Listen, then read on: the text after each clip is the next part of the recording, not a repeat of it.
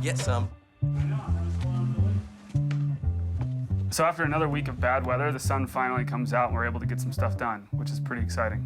Checking out this new Alaskan chairlift. I think one of the biggest challenges when you get forward airspeed, your board becomes a sail. So we're sitting around the lodge and Travis and I get to talking and we're just a little bit bored, a little bit of cabin fever, so we decide that Travis should take a basket ride on the side of the helicopter. What I would suggest is we can rig, and then something that goes across your lap. All you have to do to let go is just that. Let's find a mellow roll and just give it a try. Yeah, definitely. I'm so pumped, man. Get to ride with Rice and Lando. I'm pretty psyched, man. We're finally getting out here at a reasonable hour. Yeah, get out of the way. We're going Hellion. Interview time's over. No time for talking.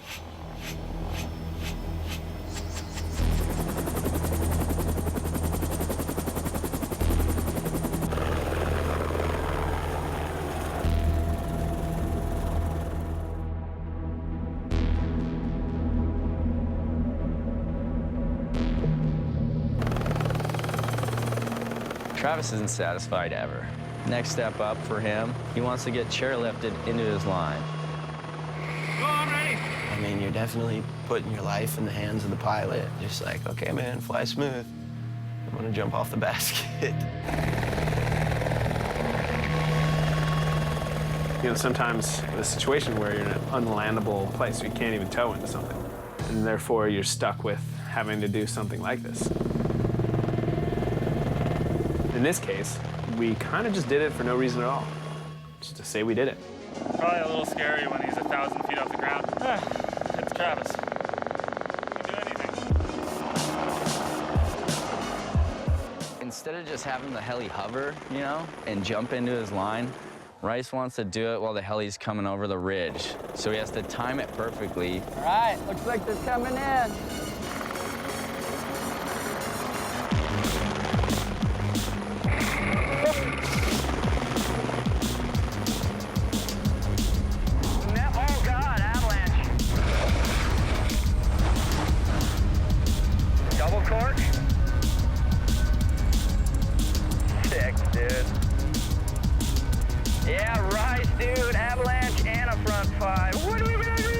Man, I watched Travis do some crazy things on this trip.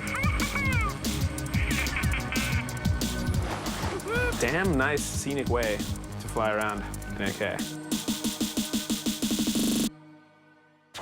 These guys are some of the best in the business or best in the world for, you know, boosting off big kickers. We had our hearts set on building what could have been the most perfect kicker of all time. Problem is, we got a slope unsettled. A lot of hanging cornices up there ready to come down and wash us into that hole of doom. So I was a little worried about it. I said, hey, how about this? I'll put some explosives out there, you know, and then we'll deem the slope safe, and then we can go from there. Exterior noise. Yeah, drop the bomb. It's happening. We're doing it.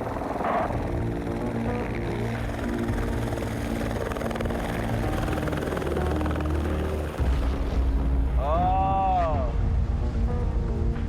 And she goes.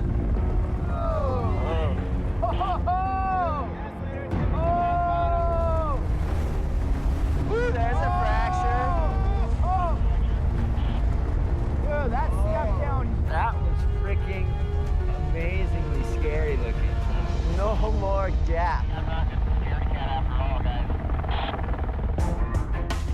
Feeling a lot better about things now. Fortunately, we were gonna have to find a different location for a big gap like that. We just tossed a bomb on the cornice, and it popped. And then when they were flying around to go drop another bomb, just the downdraft of the heli and the noise knocked off another cornice and filled up the entire crevasse. 40-foot deep crevasse. 40-foot deep crevasse. That we wanted to build on. Clark is by far one of the best guides in the world. He takes all the proper steps to make sure everything is done safe in the backcountry. And it worked out really well because it really mitigated some of the risk on the slope. And if we hadn't done that, there could have been a pretty major tragedy.